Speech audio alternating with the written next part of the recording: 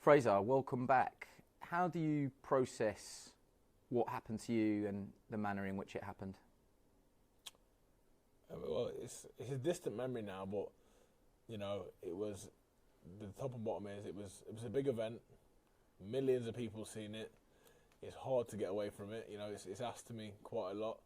I think the best way for me to process it is that I've sort of taken it like a man. I've not made no excuses. I felt like I trained well. I went into the fight confident. Thought the first round was going well.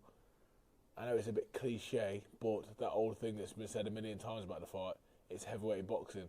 I feel like that's as close to a reason as I can get to it. I got caught with a big shot. And then, I tried my best because, I'm a real fighter. I've got it inside me. I've got that fight inside me. But, the referee did what he did. And to be fair to the ref, it was the right decision. I had a bad injury. And the doctors and everyone looked after me. So we're really happy to be here now. And maybe if that fight had gone on, we never know, do we? It's interesting what you say there. It's heavyweight boxing. You've done it to other people. Did you ever think that it could happen to you? I think as a fighter, you're always a bit naive. Listen, you know the dangers of boxing. We're not stupid. But going into that fight, I didn't think that was going to happen. We'd had 12 rounds previous. Huge shots I got caught with in that fight. And this time, something just felt different. Got caught with a good shot on top of the head, and even more recent, we've seen them top of the head shots. We've seen what they did. We've seen what happened to Martin Bacoli. When you get hit on the top of the head, you scrambled, and there was a little one which no one even points out. There's a little one that caught me on top of the head before one of the bigger ones, and that really did scramble me. And from there, it was my back was against the wall. You're probably the most relaxed about it all, I would say, out of everybody, which is quite surprising. But it's because I suppose this is just my own personal opinion. Because when you see it happen to someone like you care about that you've worked with, it can be quite scary. Has that landed at all? That people were worried about you. It is a dangerous sport, and to see you in that distress is quite shocking. If I'm being brutally honest with you. Yeah, I think what it actually showed me is, especially coming to this fight week now, the last 2-3 weeks of build-up to a fight, you always get a lot of well wishes. I'm getting a lot of well wishes this time, but I'm also getting a lot of look after yourself, be careful. You don't usually get it that much because people know what you're going into, but I think that was the harsh reality last time, for myself and for everyone else. This can happen, but people only see the good side. People only see, so far in my career, me winning or the draw or having a good performance. No one sees the serious injuries. No one sees the hospital bed. No one sees, the backlash, the depression, the darkness. No one really sees that. So up until then, it was a bit of a fairy tale story. And I think that's how it goes for a lot of young pros, people that are just starting on their journey. I was only 10 fights in. Not that you should prepare for that because you don't want that to ever happen, but people need to know that these things can happen. This is the sport we're in. Do you believe in that you're only as good as your last performance? Because actually the performance before that was an absolute cracker. It was brilliant. I'm sure you'll say I could have boxed better, but it was the British Border Control Fight of the Year, probably the best British heavyweight title fight we've had in many years, if not one of the best ever, and you were part of it. And maybe people, that's in the rearview mirror a little bit more now.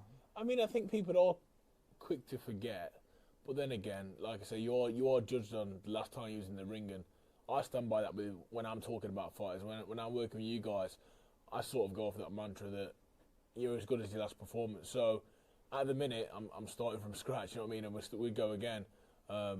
Sunday night, I have the chance to prove to people, not the new version, because I'm the same person, I'm just improved, you know what I mean? So I think every time you're fortunate enough to box on a platform like Sky Sports, like I've been my whole pro career so far, you get the opportunity to show the fans, the public, who you are and what you're about. Last time out, I was on a massive platform, millions of people tuned in, and what they seen was me with a dent in my head, very upset, knocked out in the first round, stopped in the first round. So I can understand people's opinion, like people saying, he's not this, he's not that, and that's fine, that really is fine by me. But all I bank on is myself and the work that I've done since then, going into Sunday, to try and change people's opinions. I'm not here. I'm not here for opinions. I'm here to win fights. I'm here to progress my career. But obviously, the nature of the beast and where we're at, and the fact that I'm very privileged to be, like I say, boxing on Sky, and so many people will tune in to watch. It's in my hands to paint this picture of myself, and I plan on doing that.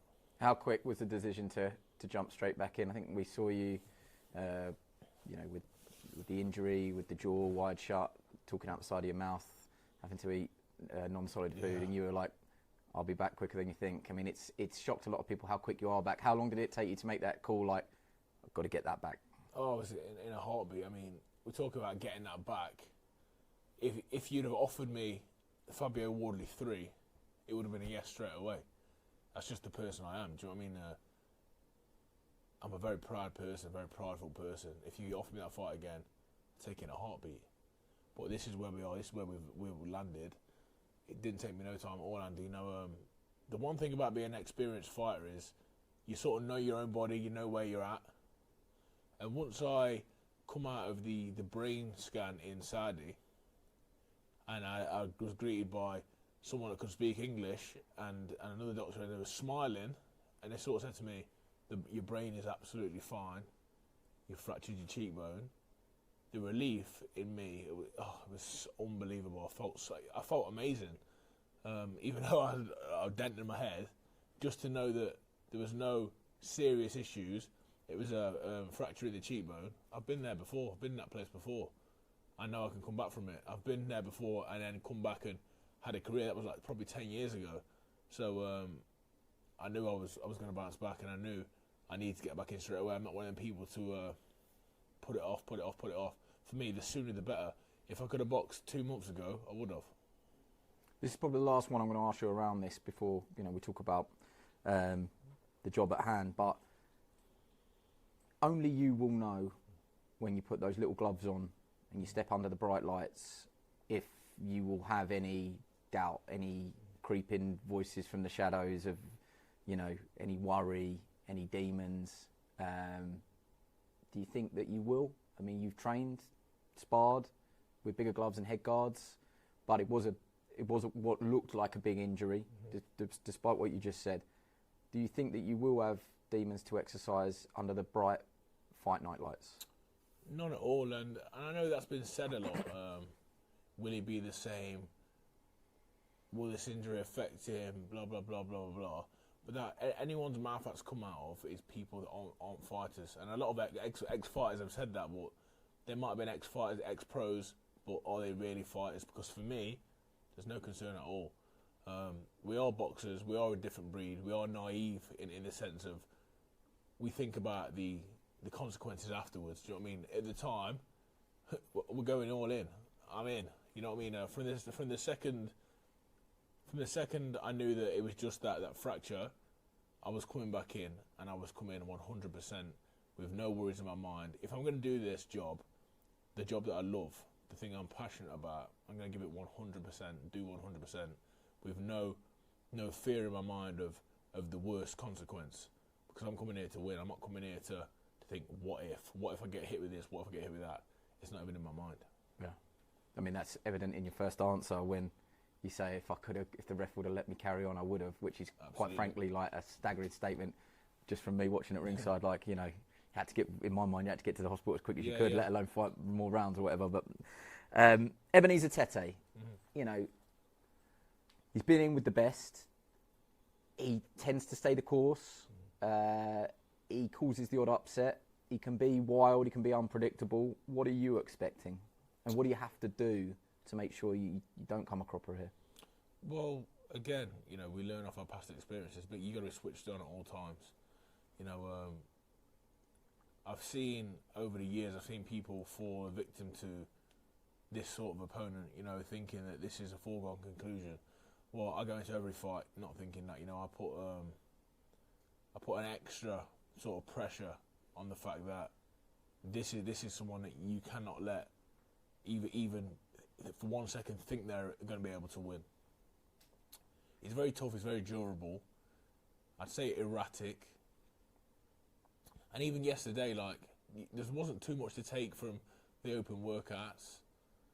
listen, he didn't like Floyd Mayweather on the pads. There's no mistake about it. But what I will say is that when these people look you in the eye and they don't come away and cower. My first few opponents, I can remember when I first turned pro, a couple of people were there to have a paycheck. This guy looked me straight in the eye. He's got no fear of me. I can already tell by the person he is and the character he is. I've only met him once in real life, but you see his other fights. This guy, he's been in with bigger, tougher men than me, probably. Do you know what I mean? So he's not scared. Will he see this as an opportunity to box again on Sky Sports in front of a big crowd and other potential fights come off it for him? Absolutely, of course he will. So it's my job to go in there and be professional.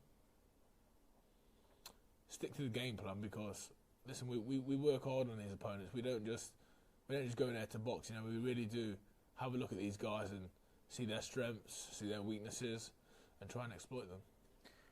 And just finally, the goal remains the same in terms of your career. It's just a different path now. Absolutely. You know, I'm here. I always bring entertainment. There's no doubt about it. Whether that's a classic fight or a dramatic fight, you know, something. There's always a big talking point. My goal is to have the biggest fights.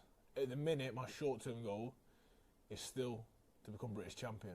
You know, I think that's after Sunday, after I perform on Sunday. I think that's something that we can start talking about. Not until I've done my job Sunday, but that's still the goal for now. And after that, we'll try and take over the world. Now, my goals are set high, and people are going to doubt that. People are going to say, listen, it's unrealistic. Me sitting here now is proof that you can do anything. You can do anything. If you really believe in yourself and work hard, you can do anything. So my goals are as high as they can be. You know, I'm going to become world champion. But for now, it's all about Sunday. After Sunday, we'll have another chat.